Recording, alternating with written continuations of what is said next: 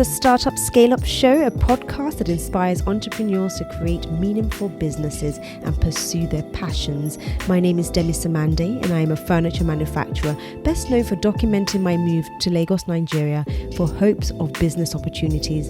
And I'm sitting down with entrepreneurs from across the continent to talk about their process, the lessons they have learned, and how to make real impact. Welcome to Susu.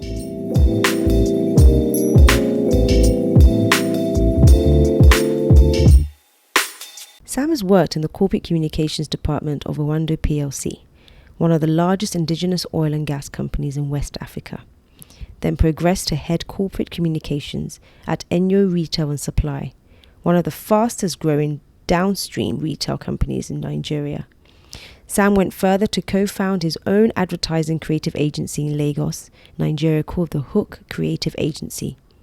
Sam's current role is overseeing the business, generating business leads whilst working closely with designers, artists, copywriters, sales teams and marketers to create a vision for product campaigns. Sam oversees the creative process and gives guidance to the creative people that work under him. His analytical skills helps the business in analysing the trends in the ever-evolving business landscape, identifying new data, and keeps the business ahead, abreast with the times. Sam, thank you so much. Welcome. Thank you, Demi, for having me. Thank you so much for joining us on Susu. It's definitely a conversation that I've been looking forward to having our initial conversation off camera. But before we delve into it, I just wanted us to kind of go back a little bit and go to the beginning, a little bit of the beginning of Sam's journey, how you got into the line of business you're in and the sector you're in at the moment. So kind of just paint us a picture of where you came from, how you grew up, a little bit about your education, and just the general background of the story of the journey right from the beginning. Okay, thank you very much, Demi. Don't need to keep saying thank you, but yeah, I'll take it. So I pretty much started my career. So I would say my career actually kicked off when I joined an advertising agency called Center Spread. That's where I like to kick it off from, because that was like my first real job. I mean, I've done a couple of. How old were you? Can I remember now? Nobody seems to remember when they started anything in their journeys. I was probably 21. I think I was 21, 22. Okay. At the time, yeah. That fresh out of university? Fresh out of when I just returned from Cape Town, actually. Before I traveled, I used to video edit for a church. So I used to do like video editing and the likes. Then I traveled to Cape Town to study animation and 3D design. Then I got back and I got a job in Center Spread. So that was pretty much where the career kicked off from. So I was managing, I was working on accounts such as Etisalat, Skybank, Wema Bank, Higher Thermocool, and all these very cool brands. So that's what got me the exposure that I needed to take my advertising career to the next level. After the creative agency, I got a job in Oando Plc, corporate communications department. So the beautiful thing about it is that the experience I gathered from working on various clients was actually very helpful in managing just one client, because I had now had I've been able to adapt to different needs for different clients, because everyone's needs are unique. Back then when I was in the creative agency, we created the brand Saka. I don't know if you know Saka. Some comedian, and that was at the time it was a model for Etisalat before MTN snapped him up and made him an ambassador. That story for another day. Joining Oando Plc, I worked there for 4 years. It was one of the best times of my career. How long were you there for? I was there for about 4.5 years. Okay, that was a substantial amount of time to gain as much knowledge as possible. That's pretty much. I had an amazing team, and I had a great boss who actually tailored my career path to where I am today. After that, I was corporate communications lead for ENYO Retail and Supply. Pretty much started the business with the CEO at the time, because We literally started it almost same time. Yeah. Okay. So from when that business started, there was 0 retail outlets. I left the business at about 49 retail outlets nationwide. So it was an exponential growth at the time. We created a brand and the brand essence and brand values, and it was a very good experience. After that, I co-founded the Hook Creative Agency. I have 3 partners, amazing people. I worked with one of them in Center Spread. So when it was time, I hit him up and said, you know what, it's time for us to do something. And that was how the journey began. At the Hook. Okay. Before we even delve into where the journey began, I think I want to know what led you to that point where, because many people go into work experience, which is pretty much where you started off, right? You're trying to gain in and soak in as much knowledge as possible from others, companies, your line heads, the people that you're working under. But I think a lot of people enter those experiences. Some enter it and then discover the entrepreneurial spirit. Others already know, I've identified that they have this entrepreneurial spirit, and just go out into the world looking for that experience that's going to support that growth and that discovery. Before you went into the workforce, was there anything in your childhood, anything in your upbringing, or anything in your background that you felt positioned you for that journey? Okay, I'm going to be very candid with you. If you told me 10 years ago I'll be on my own, I'd have said it's a lie, because I was already tailored to do a 9 to 5 for the rest of my life. Oh wow! That is what I always wanted to do. I believed that if you have a good job, if you have a really good job, you've made it in life. That's pretty much my mantra. So I always wanted to have the best of jobs. And God helping me, I never really looked for a job. I never searched like the way people would have. Go apply for a job, CVs and all those things. God has just been great. So it just came naturally from one place to another place to another place. So I've always been a 9 to 5 guy. I love the idea of corporate. I love the idea of waking up very early and going to work. So I never saw this entrepreneurial thing happening. That's I know that's strange, but what happens with me naturally is that I get bored easily. So I don't want to do one thing for too long, and I believe that I should grow. So when I was in the traditional advertising agency at the time, after spending 2 years and being the best at what I did, this is not me trying to being great. If you were the best, you were the best. Go just ahead. Being great at what I did at the time, I just felt it was time to move on. And I got the Oando Plc job, and I was pretty much very diligent with the work. I took it really seriously, and that was the pedal stone for where I am today.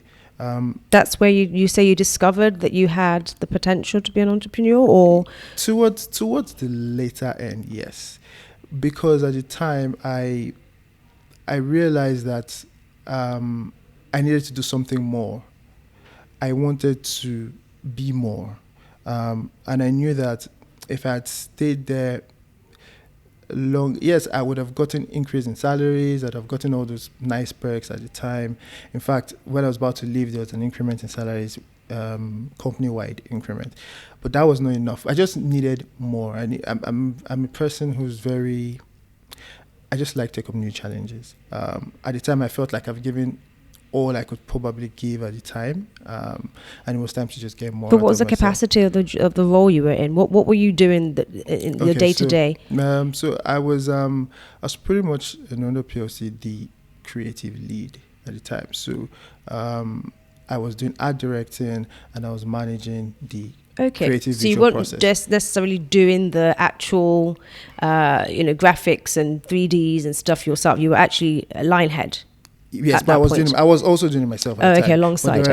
But there were people who actually worked in the same department as I did, and I was just majorly visually interpreting problems and creating solutions. So that was what it was at the time. And I realized that I needed to just do something more. So when I was living in Oando Plc, I had already started thinking about setting up the hook. In fact, the hook was already set up. So I called my current partners, I called them, and we spoke about it, and it was something that they were also interested in, and we set the ball rolling. While we were setting the ball rolling, that was when I joined ENYO Retail and Supply. So sorry to cut you off. So at the point where you set up Hook, was that as an answer to a problem you identified in the industry, or you just were trying to emulate, what you were already sort of the capacity in which what you were working in, and you wanted to kind of emulate that and create something of your own, or there was something you identified that you thought was missing that your business or your company could provide a solution to? Okay, so one of the things that actually make me whole is the ability to create impact. Because if you ever worked in core advertising, you would always be upset when you see bad ads. You naturally just be upset when you see ads that lack creativity. You'll be upset when you see ads that don't cut it, and yet they're out there, and you can do more. That's pretty much what drives you. So when I was working at Oando Plc, I was just working for one brand, and yet we see numerous brands every day when we're working on it. And I was like, you know what? It's time to actually create impact. And how do you create impact? By being responsible for the adverts that go out. How do you get that? You have to own an agency, and you have to get clients, and you have to create impact through the work you do for them. So that was how everything started. I just wanted to do more in the advertising space because we felt at the time that advertising in Nigeria was dying. And there are a lot of mediocre stuff going around, and I've just always wanted to create more impact. So that was why I reached out to my partners, and my partners are actually the best guys, like extremely talented, extremely creative, and we formed such a unique and holistic relation. We have such a unique and holistic relationship, and that filters through the work that we do. So it was pretty much the need and the zest to be more impactful to the country at large. With adverts, yeah. So you the partners that you've kind of collaborated together with, are they working in the same sort of capacity as you, or are they bringing something different to the table? How does it work? I'm guessing there's three of you, right? Yeah, so I have three partners. Yeah. Okay, so I'll just delve into them a bit. So one of my partners was my writer when I was in the agency. So we were partners in the agency at the time. My partners are pure advertising guys, so they've been in the advertising industry all their lives. I was the one who branched out and went to corporate. I was the only one, so I pretty much had the corporate experience. They are pretty much pure admin. So when you call someone an admin, you know that they're pure advertising guys. One is a writer, one is an art director. They pretty much worked in the best creative agency in Nigeria at the time, and one of them is a strategist, so he's really good. So it's a unison of people who have vast experience in the advertising space. So that's why if you looked, I don't know, I think we'll get there. If you look through the things that we've done, you would see depth of advertising knowledge. In the work itself, and another thing we're able to do was to bring together a very good team, because what happens when you're trying to set up an agency is that you are actually as good as your teammates. You're actually as good as your teammates. So if you don't have a good team, you can't. I mean, when we started the business, it was just four of us. We're doing everything on our own. We're going for pitches on our own. We'll do everything. Somebody will come up with the copy. Somebody will come up with strategy. We'll stay in the office midnight, burn the night candles, and work, just for us. Because then there was no capacity to employ people. After winning a couple of pitches on our own, then we brought in staff. But what we've tried to do majorly is ensure that we bring in staff and employees that actually share the same vision, staff and employees that can internalize the dream and are good enough to be able to carry your vision forward. So that's what we try to do over the time. But I must tell you that the Who Creative Agency has one of the best teams in the industry right now. So before we even go into the staff side of, establishing your business and running your business, I must ask, what's it like to have, you've got 3 other business partners, so there's 4 of you. What's that dynamic like? Everyone actually asks me this question. I'm interested to know how that works. Some of my friends always ask me, and they'll be like, "How do you cope? How do you have partners? Like, don't you guys have conflicts?" Not even so much about the conflict. I think maybe it's the dynamic of you want to go in this direction, he wants to go in this direction, and because all of you come from the same sort of background, the question is, whose idea do we go for in this particular time and space? Who has the better vision, and how do you collaborate all your insights to create a unique vision that everybody can still plug into? Yeah, one of the things that have made us thrive is trust. And I would say that again, trust has been extremely key to the success of the partners in the business. We trust each other. I don't need to second guess the work my partner has done because I believe in his capacity. They don't need to do the same thing with me because they believe in my capacity. And that's how it works. So what we do is that we have brands that we work for currently. Each of the partners spearhead the accounts. So, for instance, one of my partners is in charge of a particular account, and they've done the work. He has a team that he works with and everything. Once they do the work, and as long as he's seen it, it's fine. Nobody needs to micromanage. Nobody needs to second guess the person's intellectual capacity because we just trust the fact that he can do the work. So that's what has worked for us. We trust each other, and we trust our abilities, and we're able to, because of that trust, we're able to say, okay, you know what? This is fine. This can go. Oh, has he seen it? As long as he's seen it, it's fine. And over time, it's worked because at the end of the day, everyone is actually really good at what they do. Because we have quite a lengthy span of experience in our various careers, it's enough to just allow us to trust each other. So it's not that everybody has their own departments. It's that everybody has their own accounts. Is that how it works with you guys? Yes, that's how it works. But at the same time, we still have eyes on all the accounts. So it's not, for instance, I am managing a particular account and my other partner cannot see what I'm doing.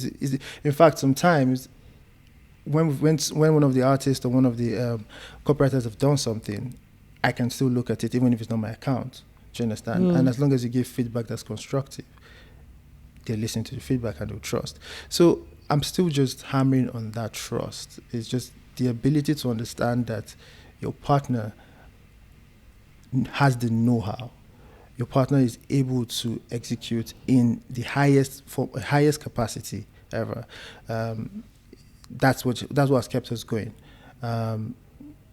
Yeah, pretty much. That's what it is.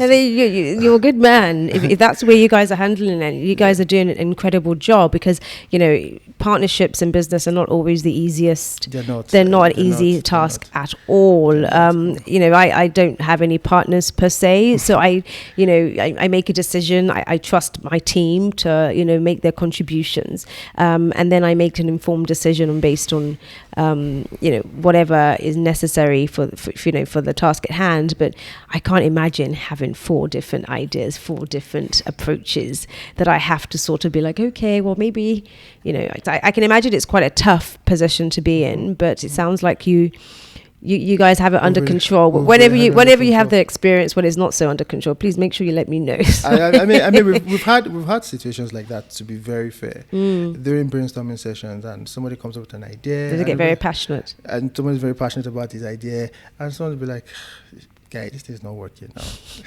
we've had. There's no way you've been in the industry and not have situations like that. But at the same time, what happens is that the ideas in itself can still be enough. What I mean is that we can have 2 ideas. You can present 3 ideas. So if you feel so strongly about yours, no problem. Execute it. It's fine. We'll share it with the clients. And you guys, will defend it. and the rest of you guys can go to sleep knowing that that's what you're putting forward. Yes, everybody will be fine. Nobody's waking up in a cold sweat and calling the other one and saying, "Oh, God, listen, this one not gonna work." I mean, but so and that's how ideas are. You pretty much know when. So because it's advertising, feedback has to be constructive. Because advertising. So if somebody says it's not working, you will know why it's not working because the person will give a reason. You only have to be a stubborn person to say, yes, to not see what they are saying. And there's no pride here. It's ideas. It's just ideas. It's work. Yes. So there's no need to be. It was when we were still junior creatives and we still advertisers that would be very like holding on to your idea. Oh my God, I cannot let this idea go. But I don't know if they're just an idea. You would see the constructive criticism. If you see that the idea is not work, maybe you've not thought it through the line, or maybe it's not. You're not. That idea that hasn't come from strategy. Yeah. From proper strategy. Maybe it's first thought because you have first layer thought of ideas and you think because that's the first thing that came to your mind, you actually think that, oh, this is good. But sometimes when you dissect it properly, you see that it's not answering the brief, or it's not coming from strategy, or you've missed one audience, or you've not tackled the audience right. Just something would just be off. And when your partners, or even when when your employee has seen something and said, because we run a very flat structure in the office. So it's possible for an employee to tell you that, I don't think it's working. And you'll be like, why don't you think it's working? And they explain. And it's fine. So imagine if an employee can tell you that they're not sure that your idea is working. They're talk less of your partner. So, I mean, you should be able to just listen, even if you've been in the industry for a very long time. But half the time, most times we don't get you wrong, just say it. So, that's even internal. Talk to me a little bit about the customer, when the client, shall I say, comes into that process and, you guys have been battling back and forth ideas. I want this, I want to go down this route. An employee said they don't think it's working, and your partner says, oh no, I think my idea is best. And you guys now come up with we decide to go down this particular route, in this particular direction. A client then comes. If you have situations where the client is like, I don't like any of those ideas, and then what happens at that point? Go back to your drawing board. Fantastic. Hail Mary. We're going to call the Calvary, and everybody comes and say, you know what, this did not work. We'll start again. We're never afraid to start again. And trust me, when we come up with ideas and we share to the clients 3 ideas, we have like 7 that hasn't been shared. Okay. Do you understand? So you just pull out a few more tricks from your pockets. Exactly. So we're never stuck, or we're never having to overly defend an idea. At the end of this, so some clients can be tough, because you as an ad man and you as a creative agency, you know what's right for them. But sometimes just because they're the client and there's something they probably want to see, or there's a way they want to speak, sometimes they'll bring down an idea that's great, but it's not a problem. All you need to do is just advise them, and go back to drawing board if they don't take it. I don't know if the client is king anyway, so you need to actually make them happy. But if it happens too much, like we have actually sacked clients before. Oh, that's that's a thing. So we would go back and we'll tell the client that we don't think that you're going to come through with our vision. We don't think that we are aligned enough to do business with you, because we have come up with so many creative ideas that you have not let fly. So we ourselves are getting worried with the things that you like, and this is not our mantra. Well, I guess that's what I'm driving at. When it's an internal, mismatch of ideas, you guys can work that out internally and say, okay, let's go down this route. If that doesn't work, we can always revisit. Yeah. But with the client, if the client is like, nope, I want my idea, they're trying to push that agenda. Exactly. So we can tell the clients that we're done. We've done it before. It's a financial institution, but I'm not going to mention the name of the client now. But we've come back to them and we've told them that, see, you guys are not in line with our vision. You guys are not in line with our scope of solutions. Do you understand? And we'll tell them that, you know what? We think we're going to drop this account. And it's fine. That can't be an easy thing to do. It's not. It's never an easy thing, because let's not pretend it's definitely not an easy thing to do. When you're dropping an account, you're dropping income. Yes. Do you understand? So you're dropping monthly income. So we tell, and it's something that we've done before, because we realize that we don't want the name, the hook, to be out there for shitty work. That's not what we want. This is it. So when you say go back to the drawing board, my mind was immediately like, how many times can you go back to the drawing board? Surely there has to be a moment when you have to say, you know what, we can't offer any more. You know, we've given what we believe the vision for your job should be, and if it doesn't marry with yours, if it doesn't align, we can't keep. We can't keep going back and forth. Yes. Yes. Yeah. So that's. I mean, you have difficult clients, but there's some clients that you're just like, it's not worth it. No, it's not. You do have those jobs, don't you? It's not every job that it's really gonna. Right. So we, at this point, we always try to even filter the accounts that we have. Quite selective. Yeah. I mean, fair enough. When you're starting out, being selective is not really something you're. When you're starting out, you're not selective. You do your best, and you come up with like different ideas. Have you gone past that stage? Yes. Would you say in business? Yes. How long have you guys been in business for now? About 2 years. About 2 years. How long did it take you to get to the point where you could say no? Because I know people watching really want to know the answer, because it's not easy. That's an interesting question. I mean, I don't know if it's the duration itself that gave us the ability to say no. I don't know if it's the duration. I think even if that happened when we just started and we feel that we would have still said no. Okay. I don't think it's the duration. I think it's just the ability to understand the value you can offer. Is it the value? We understand our value. Okay. We know our strength. We know that we are offering you a solution that works for your brand. Do you understand? And if you just let it fly, you would see results. So why are you being stubborn? Why if you could do it yourself, you did not need to hire us. If you could handle the business yourself, if you could handle your communication problems yourself, you'd have not needed to hire us in the first place. So I don't think it's the duration I don't think it's how long we've been in business that gave us that ability to do that. I think it's just the realization of what we are as a business. It's for you to be able to cater to their morale. You don't want a client who giving feedback that's not constructive, because you affect them. Half the time what we try to do is just ensure that our employees are accountable for their own accounts. So it's not every time that the partners are actually going to micromanage them or anything. So when they're because we have a brand manager, we have account executives, so they're the ones who take this feedback and give it back to the creative team. So you don't want to dampen their morale. So you want to be able to protect them in such a way that any client you feel that's going to be a cause of that, you're able to just eliminate or just eradicate them. So I think that's what the case is.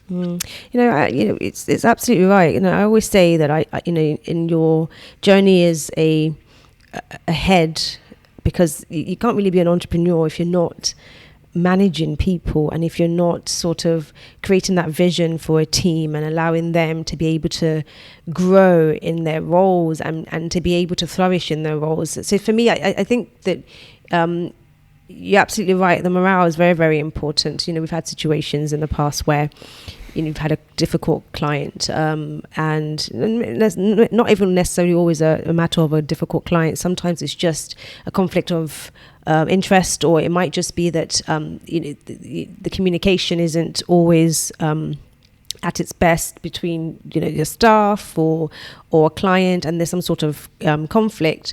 But I always say that if you can't protect your staff, and if you can't support them in trying to find solutions in those moments, and they're just constantly being bombarded by a client who's just attacking without really giving a clear understanding of what exactly is because the problem. The clarity helps, because once the clarity is very, very important. Once it's clear what the issue is, you're able to tackle the issue.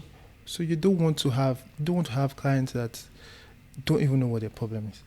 Yes, but even in situations where they perhaps even know what the problem is, I think it's very, very important as an entrepreneur and somebody who is, you have all these people that you're really trying to, you've given them a job, but you need them to flourish in their roles. It's very important to also make sure that you are being protective of them and you're not just leaving them open to that barrage or criticism constantly, Of course, yeah. I think it's because nothing really kills the spirit more than just, well, I don't know, is it rejection? Is that what it is? When you're trying it, but then you just feel rejected, but you're rejected for a reason even you don't understand. Have you ever had those situations where you feel that, there might have been something you could have done to help with a staff that's been exposed to that sort of how do we even describe it? Because I really want us to go into it, because you know what I'm talking about, don't you? Yes, I do. I really need you to understand, because this is not an easy terrain to do business.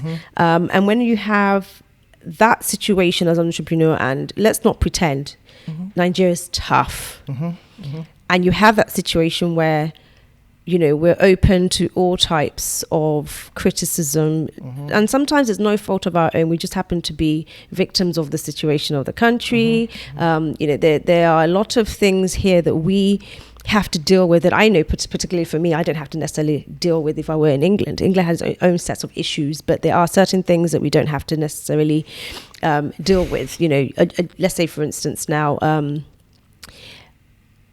you're trying to get a job done on time, and for whatever reason, you couldn't deliver, right? Or perhaps, you promised a client something was going to happen, it didn't quite happen, something went wrong with your staff, or whatever it may be, and you tried your best yourself to manage it, but maybe your staff did in fact do something wrong, or maybe they didn't, but it was perceived as though they had.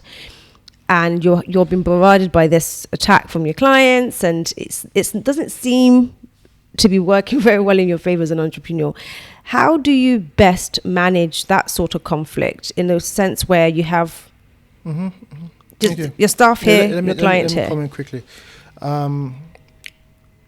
Yes, the client is king, but our employees are very important to us. They're extremely essential. So, for every client we have, one of the partners always have a relationship with their head. We always try to ensure that there's a relationship level and there is work. So what we try to do is to ensure that we're able to protect our employees as much as we can from this kind of barrage of back and forth. Sometimes when we've had this back and forth a lot, what we do is that we step in. So at some point, say, okay, you know what, it's fine. You pick up the phone and you become an account executive. Then you call the client yourself. And you ask questions, you call their head and say, oh, this work has been going on for too long. What's the issue? We try and mediate on the behalf, because sometimes what happens is that the client wants to speak to someone who's senior. Sometimes by default, they're just like, and maybe they're tired of talking to your employees, and sometimes just want to speak to someone who's senior. And you realize that when you speak to them, maybe there's even been a gap in communication. There's usually a break in communication. Maybe there's even been like a gap, or like that break in communication, and something has fallen by the wayside that is causing the lack of understanding of the work. So you want to help them pick it up from there. So sometimes we even step in, even up to doing the work itself. So we step in and say, okay, I've spoken to the client. This is what they have said to me. So this is what the problems are. And you go back to your employees and say, okay, this is what I've heard, that this is the problem. What do we do? So two things you can do: guide the employee through the process, and you guys come up with better work, or do it yourself. The best thing about us is that the partners are skilled, extremely skilled at what they do. The the things the employee does, the partners can do them too. That's just the advantage we have. We did not just set up an agency and there's mediocrity in amongst the partners. No, that's not what it is. If we want to do the work, we'll sit on our laptop and we'll do the work. We'll do everything. Let me ask you this, Sam. Yeah. Let me ask you this. The moment where you have to step in to do the work yourself, even if you're the most talented employee, because even for me, I'm very practical. So I do a lot of furniture making myself. I'm not just the person giving orders. I can get in there and do it. So I completely understand what you're describing here. I guess what I really want to know is whether or not you really think that is a benefit to your business as an entrepreneur. The moment where you have to step in and do the work of your employer. And the reason why I'm asking this, because I have a conflict with this very question I'm asking. I'm very interested to see your take on it. Because I think a lot of the time, I feel that it's a short-term solution. And I don't know what type of repercussions it has on a long-term business growth when the head and the visionary has to step in and actually do the work, because then you become a technician again, if you know what I mean, as opposed to the do you understand what I'm saying? The moment you're stepping into the technician role, how do you think that has, or if you believe it has, any sort of impact on your business in the long run? So we try to avoid it as much as possible. That's why we have a very talented team. It's not something that happens all the time. In fact, it rarely happens. But it's a Nigerian thing, right? Yes. Let's not pretend. I know, but it's not something that happens all the time. It's very rare, but sometimes what you want to do is that you want to actually relieve your employees of the tedious nature of back and forth. You want to help. Because at the end of the day, your employees they're your employees, but they're still human. Like sometimes they get tired. Sometimes they have personal issues. Sometimes they get a mind block or like a brain freeze or something. So you need to be able to step in and help them unclog whatever is going on in their head. So it's not coming from a bad place, trying to help or trying to step in and do the work. It's just coming from a place where, you know what, you guys have been, I'm sure because you've seen this feedback so many times, you yourself, you've started getting confused. So someone who has not seen a lot, let him come with a fresher mindset and just help. And that's what we try to do, where it's not particularly a thing of, you're stepping in and you're becoming a technician back. Yes, but at the end of the day, if it's something that you feel is necessary for your business, I think it's okay to be a technician once in a while, because you need to keep the business running. Yes, so that's always that. I guess that's the conflict that I'm talking about, isn't it? And I think I do wonder if it's. I guess the question really is when does it become too much, where we have to run in there and save the situation? If you have to do it too much, then you haven't hired right. You haven't hired right. You don't think that's a problem here in general, in terms of the business terrain, that we've a lot of business owners in this environment? Because I hear this all the time. I'm just telling you. No, it's true. Yeah, I hear this a lot. Employers always sort of complaining a lot that this is something that happens a lot of the time, and obviously it's because there is a lot that is very much out of our control in this environment. I guess it's one of the challenges of running a business here. But I think you're absolutely right. There's nothing more frustrating, I suppose, at times where someone's just barking orders at you, but doesn't know how to achieve what they're trying to make you achieve as an employer. Yes. As an employee. Yes. I agree. That is... It's very important. So it's always good for an employer to be part of the process. You see, you're not becoming a technician when you're part of the process, because your employees actually look up to you too. Do you understand? So yes, you have to hire right. Yes, you have to be able to pass on or have them internalize your dreams and your vision. And by the time they've internalized it, they're able to stick their neck out for you. Mm-hmm. Do you understand? But the only way they're able to stick their neck out for you is them seeing that you have their best interest at heart. So it's nothing wrong in stepping in and helping out, but it cannot be something that is rhetoric. It cannot be something that's very repetitive, because what that means is that you have not hired right. You have not hired the required skill that's enough. So the skills from different levels. So there's even your brand manager, your account executive has to have that skill to be able to manage the client and get proper feedback to pass on to the creative team. Sometimes that is where the gap is coming from. The creative team they're just executing what they've been fed. So sometimes the creative team is right. Sometimes where you get that gap from is the interaction between the client and the account executive. Sometimes that's where you get the issues from. But at the end of the day, you need to still be able to help everyone out and come in, step in, and just try to salvage whatever the issues are. But it cannot be something that would be frequent. Well, I imagine as well, yeah. you have to kind of watch the way in which you're stepping in as well. I think it's fantastic when, you have situations where the work is so much. And I think it's nothing more interesting because just from my experience from good managers and bad managers, where we've been overwhelmed as a team with a job, and nothing more interesting when a manager rolls up their sleeve and just gets stuck in and helps out. Very often when we're at the factory and I can see my guys are incredibly busy. We're trying to do this. I roll up my sleeve and I take off my heels if I'm wearing heels in that particular day, put my trainers on and get stuck in, whether we're cleaning, whether we're wrapping, whether we're loading, whatever it is we're doing, get stuck in. I suppose what I'm driving at is that moment where somebody is not getting it right and you step in and just do it. And I don't know how you feel about this, the idea of hiring talent versus hiring potential, or hiring that willingness to learn. So are you hiring the sort of staff that will step aside and let you do it, or are you hiring the sort of staff that will ensure that they are there learning in those moments where you are saving them? Because ultimately I think that's basically what you're doing. You're trying to salvage as much of that situation as possible by getting it done quicker, faster, because you know how.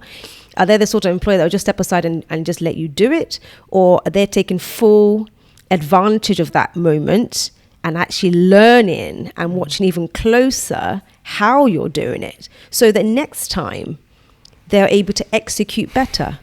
And I think what I was basically talking about is a lot of people do complain here that a lot of people do step aside and let them do it. When you're the sort of manager that is willing to always save the day, I think once you're saving the day but not impacting the knowledge or teaching them how to save the day in subsequent events later, I think that's what the part that is very detrimental to a business in the long run. So, how I'm going to speak to that is, I think every employee should be worried when their team lead or their manager is always saving the day. You should be worried. Because what that means is that your time is almost up. As a staff member. I don't think any employee should be comfortable with their managers. But are they though? Sorry? But are they? Be honest, be very candid, are they? Do you find it happens a lot? You mean in my own establishment? Or just from your experience working in your industry? My industry is particularly unique because my industry is the creative industry in itself. It's a proud industry. So creatives want to see their own work out there. So it's not something that typically happens, because even as a junior creative, you're not excited when you come up with an idea and even your boss critiques the idea and what is it, or critiques the idea, even when your boss even improves the idea. Yes. You're a bit worried and you're like, this doesn't look like my idea anymore. You start worrying. So the creative industry in itself, they love to see their own work out there. That's what gives them that sense of pride, that sense of, oh, I am now able to handle things on my own. So it's not something that particularly happens so much in our industry, but yes, it may happen once in a while, but I know for other sectors it's possible for managers to always step in and stuff, but as an employee, I don't think that you should. It's definitely not a very good day when that's happening too often, is it? I don't think it is. I think you should be extremely worried if you have your head of department or your manager or your direct lead always stepping in for you. It means that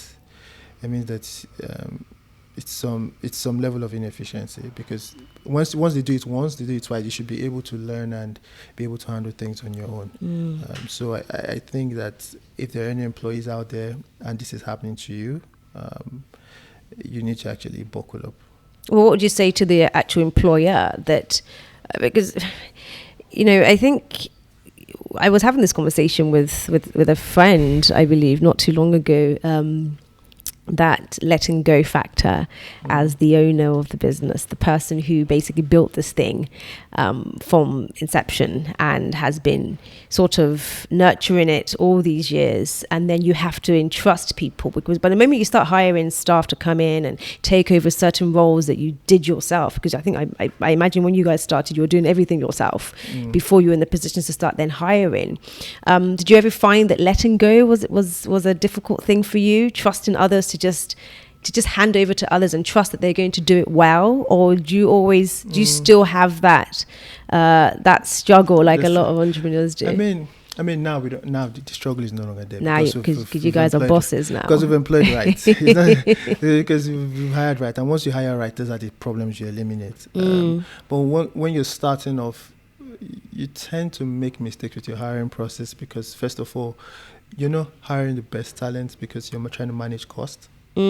So you're hiring interns, you're hiring people who haven't really worked in an agency before, you're just trying to manage because you have overhead costs, you have OPEX that's running and all those things. So you're trying to just manage your costs. So you want a mix of talent and you want a mix of an intern at the same time. So you're just trying to manage at the time. But once you go further in the business, you realize that all those things that you're trying to manage actually makes you come back and do the work again. Yes, it does, isn't it? What you now try to do is, as an employer, you just try to say, you know what, I'd rather just break the bank and get someone who's really good. Get the right person, yeah. Get the right person. So that relieves you. That helps you do more strategic work. That helps you do more business chasing. That helps you do more client prospecting and other works that would affect the business more in a more positive way or generate income for the business. Then you can leave the creative work for the team you've hired. Because you can now trust them to get on with it and go to sleep. Yes. So that's where we are now. The team is extremely trustworthy, great staff, great employees, and we've reached a stage where we've been able to hire right. So in your hiring process so far, and the experience that you've had in terms of trying to hire or getting the right talent on board, what do you feel that you're doing, particularly in your hiring process, that you think others might be making mistakes? And I'm sure you've probably made mistakes in the past yourself. What are the things that you think people should be paying very close attention to ensure that they hire right?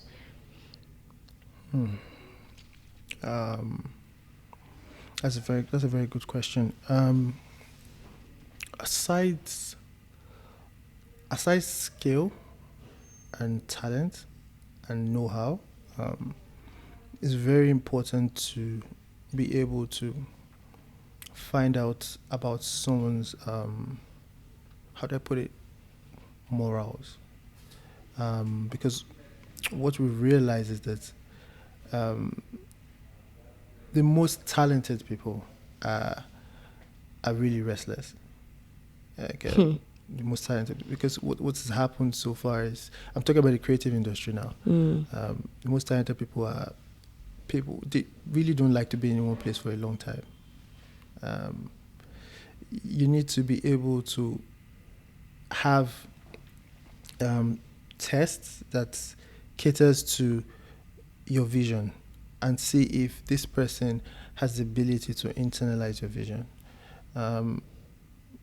Sometimes it doesn't always come easy, because when someone wants a job, they'll say anything, won't they? Yes. They do anything, and sometimes you don't see it on time, but something that you need to watch out for. It's someone who can internalize your dream, someone who can. When I was in paid employment, for everywhere I worked, I internalized the dream of the vision of the owner. Because I always loved to be accountable, and that helped me grow in my career. So you have to be able to watch out for real life issues other than their skill or their competence and everything that they do, because except you're running a business that you don't really care about moral values. There's some businesses that, especially really high-end organizations, I mean, they just want you to know the work, just do the work, and nobody really cares. But when you're running a small business that you know that this person can influence the next person, and that can now filter into the entire organization, because you guys are just like 10 or 12 or 15. That's very critical, isn't it? It's very critical. When you have an organization that have over 100 or 200 staffs, it's fine. But when you have a small organization where you know that there can be infesting from one staff to the other, you need to be very sure. It's a ripple effect. Yes, isn't it? it's really bad, because when something goes wrong and that person is a dominant person, it will filter across the entire employees, and you just start seeing rebellion. You just start seeing certain things, and this is not because they're not skilled at what they do, they're not great at what they do. It's just natural human nature. The bad apple effects. Yes, affects everything else. So when you're running a small company, those are things you need to actually watch out for, so that you're able to still keep your soldiers on. How might you watch out for something like that? I mean, this is probably a difficult question, because it's $1 million question, really, isn't it? How do you identify that? And I think you touched on it a little bit when you said that sometimes you realize too late. You won't know the character of a man until he's actually in your environment, and by that point it's almost a little too late. But I think sometimes as well, as entrepreneurs, the vision creators, sometimes when we're hiring, we get stuck in this loop of, do you want to have that constant churn over of people, or do you need to exercise patience to really give people that chance? If you get rid of them at the first instance, are you doing it too early? Are you doing it too late? I mean, we've had a couple of experiences, but one thing that we've tried to do to help us mitigate it is, when you're getting hired on a 3-month basis. So we try to put a timeline to it, because we believe that you would either know if the person is good enough in 3 months. Really? Or 4 months. I think you would see signs. They're always like, I don't know if you can. I feel like it's the most difficult thing in the world sometimes. I don't know if you can entirely cover up for 3 months. I don't think 3 months. I've never, in all my years of employing, I think sometimes you have a bad egg, but you don't always realize it's a bad. How do you know it? How does some human being prove they're a bad egg within 3 months? I always think it's a bit unrealistic. I mean, so like I told you, we run a very flat structure, so everybody is in the same place. So, and because advertising is sometimes it can push you to the edge. I'm not kidding you. It can push you to the edge, and your worst comes out of you because you're just frustrated. It's advertising, so you would find out. This is me talking. Within 3 months? You would find out. Oh, wow. Trust me. You find out if the person you've employed, if there's an issue, either it's competence issue, behavioral issue, you would find out. I'm so sure you find out. So what we do as a business is that we try to put like some sort of duration to your employment, just so that we're able to like manage the process. And the good thing about the hook is that there are also incentives. So when you're 3 months or your time is over, you would be having a raise at some point. Yeah, so it just depends on how you come in. It's something that we have tried to just ensure that our employees are comfortable. We try to be a part of their personal life. So if they have personal issues, they can reach out and we can support and things like that. Everyone is accessible. I'm very accessible. My partner's accessible. So you can call on the phone and speak anything, and if we can help, we would help. So that has been the way we have been trying to manage situation, because truth is, human management is one of the hardest things. Well, I find it's very, very complex, isn't it? It's one of the, because we're dealing with diverse minds. You're dealing with various people with various mindsets, and various problems of their own. And what you're doing is you're trying to infuse your own problem on them. Like, why should they care? Why should they care if you're trying to build a $1 million company? Like, are you going to give them a stake in your business?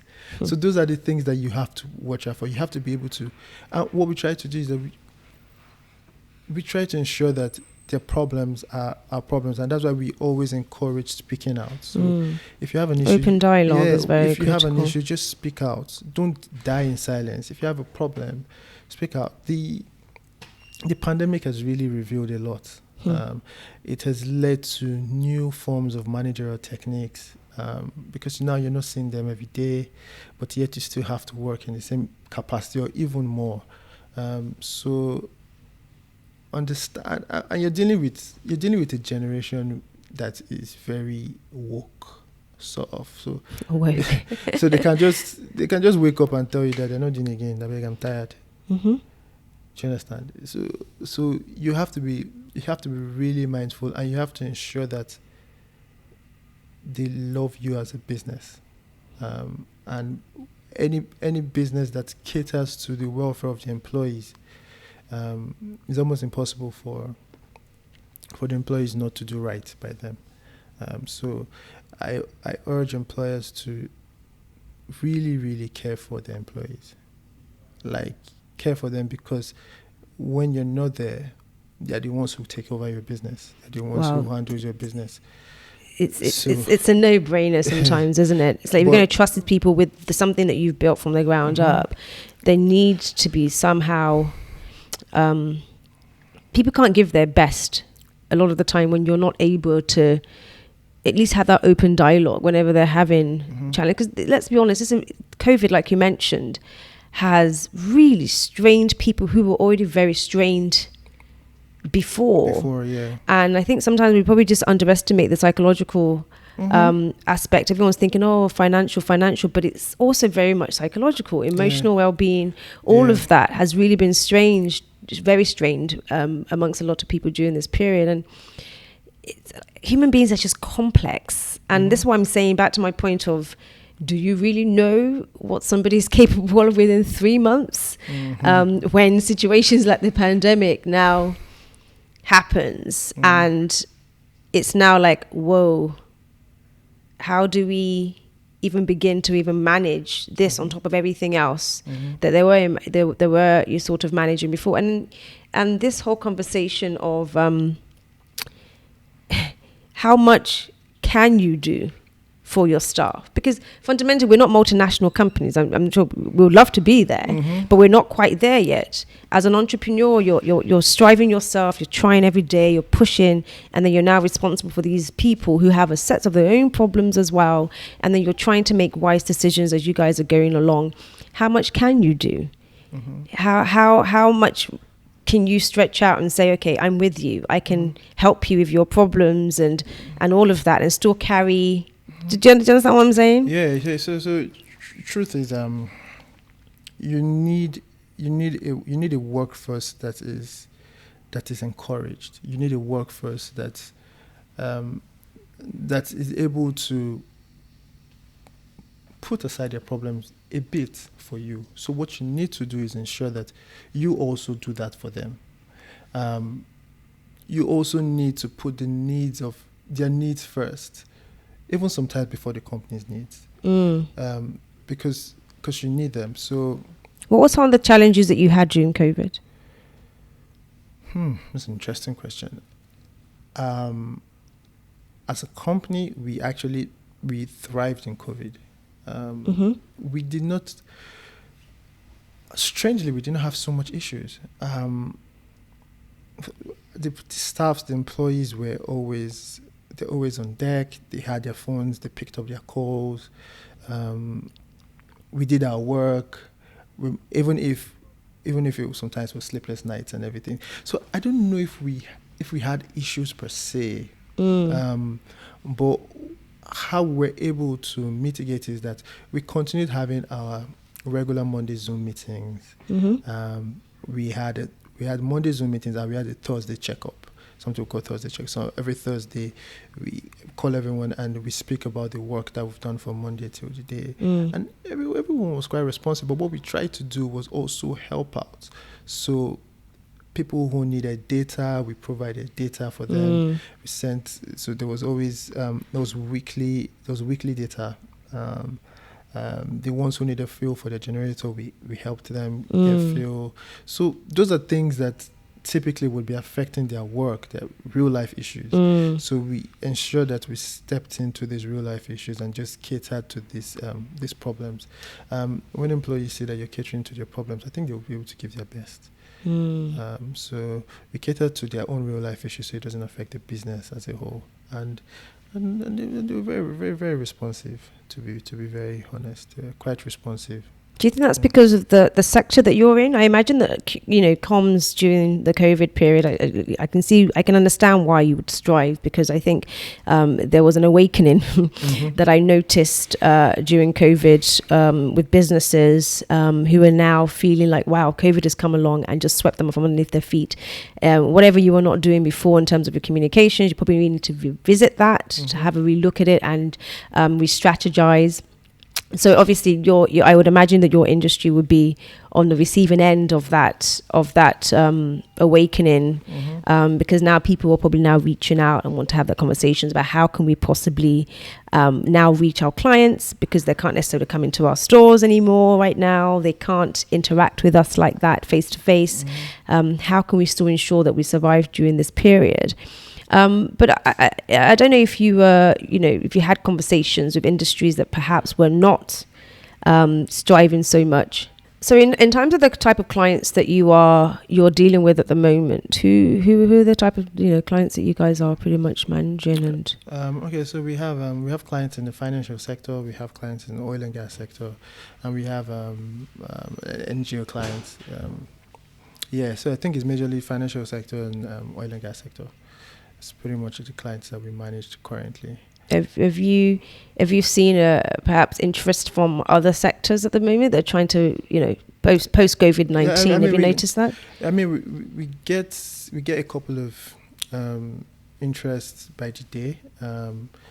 Sometimes they don't come in as a retainer; they just come in as project. Okay. So we have those ones too, and we just knock the projects out. We also have a government institution that we work for. We handled the Kwara State media campaign for the last election, so we still have that we manage their digital media and also their traditional media. I think that's the clientele list. So as well as you guys striving through the COVID period, have you found that there are things in your own business that you've had to sort of change post-COVID in terms of your own strategy as a business, or you just kind of? Yes. So we've realized that we need to do more innovation. We need to become more innovative with what we offer as a business. So one thing about the hook is that we strive to be more innovative, even up to creating products. We have a product currently called Brief It. It's a creative hub where you can come in if you have a creative problem or you want a solution to your brand problems. You go to Brief It and you log it in, and someone attends to you and get it done. It's a platform for small businesses. We have that ongoing. Post-COVID, we've also tried to be a bit more more innovative with our workforce. So we decided that people come into the office only twice a week, and that's going to happen for forever. Like, it's going to happen. We're not stopping that. So you only come into the office twice a week, and the remaining 3 times a week will work from home, because we've realized that there's more innovation that COVID, the pandemic, has given birth to. More and more innovation. So you actually don't need to come into the office every day, and that helps us reduce our OPEX as a business. So I mean, so far the COVID has allowed us to be slightly more innovative with our approach towards work. We're kind of more effective because employees are a bit more comfortable working from home, and they don't need to go through the hassle of traffic and all those things that typically would happen. Do you imagine yourself being a business that can perhaps one day be completely remote? Are you entertaining that thought? The idea? I think it's possible. I think it's possible because anything that helps us reduce fixed costs. Because when you're paying for a building, but it's also good to have a sense of a physical space. We hear that Google's doing that at the moment. They're entertaining that, hiring staff all across the world, and there's no physical office to go to. Yeah. So I can imagine for your industry, it's like a no-brainer, isn't it? It's actually even very, very possible. Yeah, so it's something that can happen. We haven't thought about it yet, but I mean, we've thought about it, but we haven't tried to explore the possibility of being remote for life. But we still have an office space. So, but what we've tried to do is reduce the coming into the office. So if somebody wants to go into corporate communications, no experience as of yet, but thinks about this sounds like something that I could definitely see myself doing, that I can throw my all into and possibly take it to the level that Sam is currently doing, or maybe even beyond that. What sort of advice would you give them in terms of how to embark on the journey? So one of the first things I always like to ask is your purpose. What's that purpose? Why do you want to get into corporate companies? Because you need to be able to have a purpose for you to thrive as a business, because there'll be times where you would get hit. There'll be times where you may not even have clients, and what you communicating is when you don't have clients. How are you able to weather the storm? So there's this principle that I believe in. It's called the circle. It's called the 3 circles: circle of talent, passion, and economic relevance. If you say to yourself that, okay, I love corporate communications, I want to go into corporate communications, is this something that you're good at? First, are you talented, or is it something that you just see someone making something out of it and you want to just delve into? Do you understand? So some people do that when they say, oh, something is happening here and it looks really good and I want to go into it. I think it's important to understand that you need to be passionate about the business. You need to love to just communicate. You need to love to create solutions or create brand solutions for a particular business. If it's something that you really love to do, then why not? Jump in, get own an advertising agency if you want to, but you need to understand that one of the key drivers of an advertising agency is you being able to leverage relationships. You need a particular level of relationships to be able to get in businesses. Those businesses will help keep you afloat. Or telling others about you as well. There's so much. The ripple effect is so much. I completely agree. Building that reputation of being reliable. When people are able to speak on your behalf when you're not present, you've won. Yeah. Once somebody's able to speak on your behalf when you're not there, or when you're not present and there's an opportunity and somebody remembers you. Yes. I don't think there's any more blessings as great as that. Is that 2 tips you've given, or was that 3? I think I gave like 10 tips. You've given quite a few, and I think that the resounding message really is just always make sure that you're adding that value in everything, in every situation you find yourself in, every opportunity that you're given. Don't take it for granted. Deliver well. Just deliver well. Deliver well, and then let that really be to create that ripple effect that you basically need. People will speak about you. People will tell the next person. The next person will tell the next person. That if you want to get it done, please just call him. Yes, that's all. Fantastic. Just call him.